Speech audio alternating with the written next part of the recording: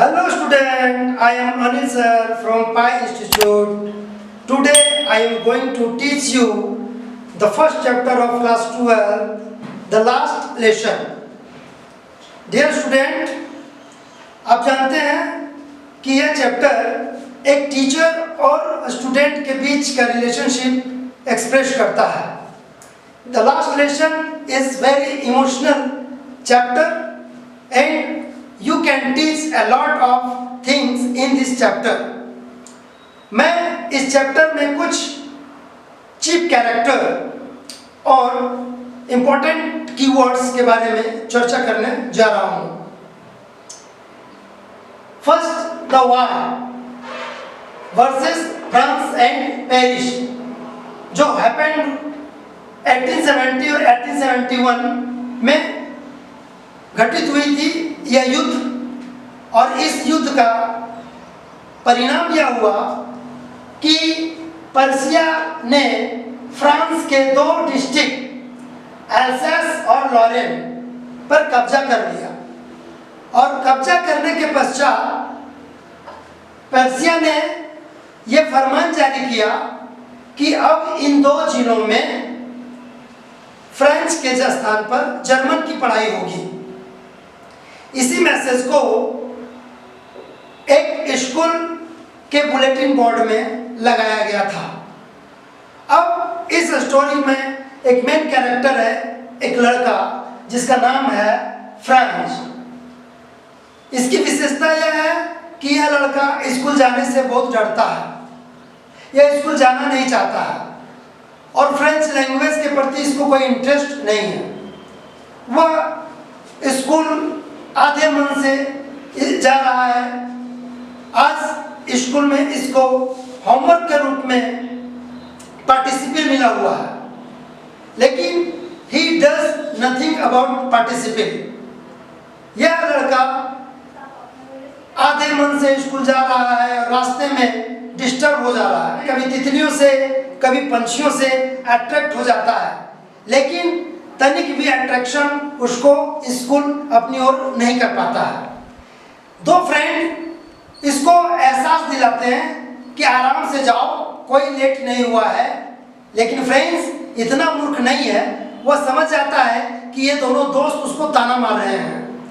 Friends को ध्यान में है कि मुझे स्कूल लेट हो रहा है. वह स्कूल की ओर चल पड़ता है. रास्ते में टाउन हॉल मिलता है और टाउन हॉल के में एक बुलेटिन बोर्ड लगा हुआ है. कुछ लोग इकट्ठे होकर के उस बुलेटिन बोर्ड को पढ़ रहे हैं. फ्रेंड्स वहां जाकर के देखता है कि बुलेटिन बोर्ड में लिखा हुआ था कि पर्सिया ने फ्रांस के दो जिलों एल्सेस और लॉरेन में कब्जा कर लिया है और इन दो जिलों में अब फ्रेंच के स्थान पर जर्मन भाषा की पढ़ाई होगी. फ्रेंच आगे बढ़ता है, वह स्कूल की ओर जाता है. आज स्कूल में वो हलचल जो अन्य दिनों में हुआ करते थे कुछ दिखाई नहीं पड़ता है. आज स्कूल का वातावरण, एनवायरनमेंट ऐसा था मानो कि आज संडे हो, आज हॉलीडे हो. फ्रेंड्स को समझ में नहीं आ रहा था कि आखिर बात क्या है, इतना साइलेंस क्यों है. जब वह क्लास में जाता है तो वह देखता है कि मिस्टर हैमेल जो फ्रेंच टीचर हैं, फ्रेंच लैंग्वेज के टीचर हैं, वो एक स्पेशल ड्रेस पहने हुए हैं जो यूजुअली वे किसी फंक्शन या किसी प्राइज डिस्ट्रीब्यूशन सेरेमनी में पहना करते थे. कोट, पैंट और हैट लगाकर फ्रेंड्स टेबल के पास खड़े हैं और वह देखता है एक नई चीज कि लास्ट बेंचेस में जो अक्सर एम्प्टी हुआ करते थे, उस पर कोई बैठते नहीं थे, वहां कुछ विलेजर्स बैठे हुए थे. फ्रेंड्स को कुछ समझ में आया नहीं कि आखिर बात क्या है. एक्चुअली बात यह थी कि एम हैमेल का यह लास्ट लेसन था, लास्ट क्लास था फ्रेंच लैंग्वेज का. अक्सर ये बहुत ही स्ट्रिक्टली पेश आते थे स्टूडेंट के साथ. हमेशा हाथ में स्टिक रखते थे और लाउडली बच्चों के साथ स्ट्रिक्टली पेश आते थे. फ्रेंड्स को डर था था कि आज मेरे टीचर एम हेमल मुझे पनिशमेंट देंगे, क्योंकि उसने अपना होमवर्क नहीं किया था। लेकिन एम हेमल ने इसको पनिशमेंट नहीं दिया। हेमल ने उससे ये भी नहीं पूछा कि why are you late today.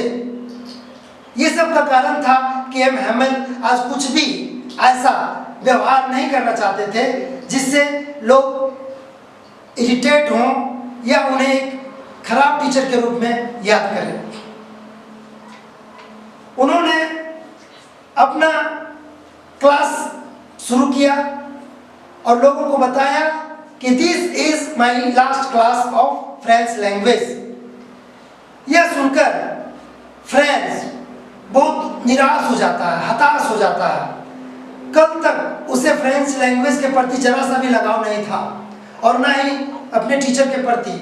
लेकिन यह सुनकर के कि यह एम हेमल का लास्ट क्लास है, वह भावुक हो जाता है, इमोशनल हो जाता है और वह सोचने लगता है कि मैंने फ्रेंच लैंग्वेज के बारे में पहले से सीरियसली क्यों नहीं पढ़ाई की।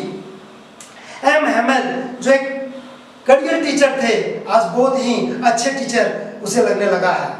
जो पुस्तकें कल तक उसे भारी भारी से लगते थे, आज वही पुस्तकें बहुत ही हल्के लग रहे हैं और फ्रेंच लैंग्वेज के प्रति उसका बहुत ही अट्रैक्शन और इंटरेस्ट दिखाई पड़ रहा है।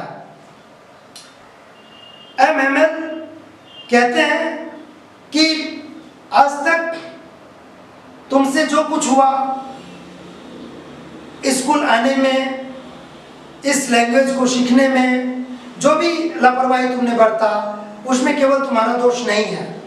कहीं ना कहीं इसमें दोषी तुम्हारे पेरेंट्स भी हैं और कहीं ना कहीं इसमें हम भी दोषी हैं, क्योंकि मैंने भी कभी ना कभी तुम्हें पानी लाने के लिए, कुछ सामान लाने के लिए डिस्टर्ब किया होगा।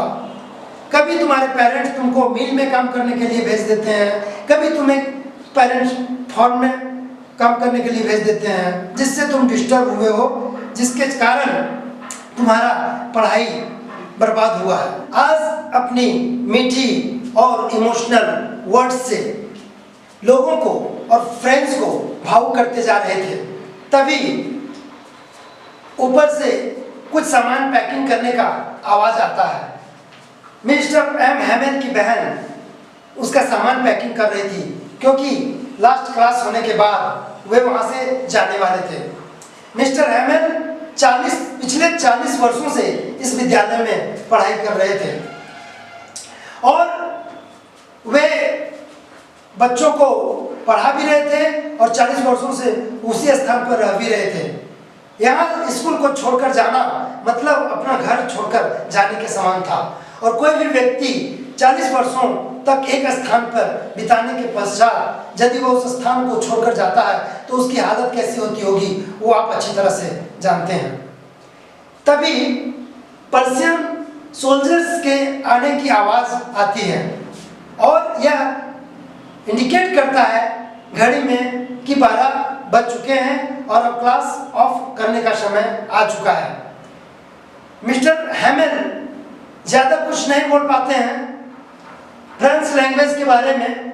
वे बोलते हैं वाइड लिव फ्रांस, इसका मतलब होता है लॉन्ग लिव फ्रांस, अर्थात वह फ्रांस के बारे में यह कामना करते हैं कि फ्रांस हमेशा जीवित रहे, विजयी रहे और हमारी मातृभाषा फ्रेंच ये भी हमेशा जिंदा रहे। यह मैसेज देकर के वह केवल इशारा करते हैं अपने क्लास समाप्त होने के बारे में, चौक से केवल बोर्ड पे इशारा करके बता देते हैं कि मेरा क्लास ऑफ हो चुका है और वे कुछ बोलते नहीं हैं। इस तरह से द लास्ट लेसन चैप्टर की एंडिंग होती है, जो बहुत ही दुखद एंडिंग होती है। किसी व्यक्ति की भावनाओं पर ठेस पहुंचता है, उसका इतना लंबा समय से उस स्कूल में और उस गांव में रहना और छोड़कर चले जाना पॉलिटिकली फोर्स होता है। जब युद्ध में कोई देश दूसरे देश पर हमला करता है तो न केवल उनके संसाधनों पर कब्जा करता है, बल्कि उस पर एक नया भाषा भी थोप कर जाता है। और यही होता है फ्रांस के 2 जिलों एल्सेस और लॉरेन में। यहाँ अब से आज के बाद से फ्रेंच लैंग्वेज की पढ़ाई ना होकर के जर्मन लैंग्वेज की पढ़ाई होगी और मिस्टर हैमल के स्थान पर कोई जर्मन टीचर आकर के इस लैंग्वेज की पढ़ाई करेंगे। तो बच्चों, यह स्टोरी जो है वह एक खुशनुमा फेयरवेल करने का समय नहीं है। एक सोरोफुल माहौल में एक टीचर को गमगीन विदाई करने का समय था, जो हर एक व्यक्ति के लिए जो वहाँ प्रेजेंट था बहुत दुखदायी था। इस तरह से मैंने इस चैप्टर को समरी के रूप में और कुछ डिटेल्स करने का, पूरे स्टोरी को मेंशन करने का, एक्सप्लेन करने का प्रयास किया है। अब इस चैप्टर से रिलेटेड क्वेश्चन, चाहे वो ऑब्जेक्टिव क्वेश्चंस हो, शॉर्ट क्वेश्चंस हो, लॉन्ग क्वेश्चन हो और कुछ डिफिकल्ट वर्ड्स हो, मैं पीडीएफ में डाल दूंगा। आप उसे डाउनलोड करके अध्ययन कर सकते हैं और किसी तरह का परेशानी हो तो आप कमेंट कर सकते हैं। मैं पूरी तरह से आपको हेल्प करने का प्रयास करूंगा। धन्यवाद।